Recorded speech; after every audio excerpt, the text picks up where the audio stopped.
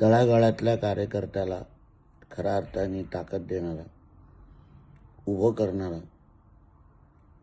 आमच्या अजितदादा आज आपल्यामध्ये नाही आहेत. कार्यकर्त्याला खऱ्या अर्थाने घडवायचं कसं, ताकद कशी द्यायची, त्याच्या मागे कसं उभं राहायचं, हे अजितदादांनी महाराष्ट्राच्या राजकारणामध्ये दाखवलं आणि शिकवलंही. मंत्रिमंडळामध्ये त्यांच्याबरोबर काम करत असताना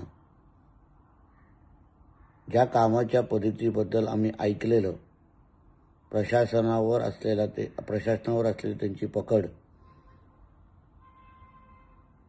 आणि निर्णय घेण्यामध्ये, धाडसी निर्णय घेण्यामध्ये त्यांची असलेली तयारी, या सगळ्या गोष्टी जवळून पाहण्याची संधी मला मिळाली. महाराष्ट्राच्या राजकारणामध्ये फार मोठी पोकळी आज निर्माण झालेली आहे. मी अजितदादांना भावपूर्ण श्रद्धांजली अर्पण करतो.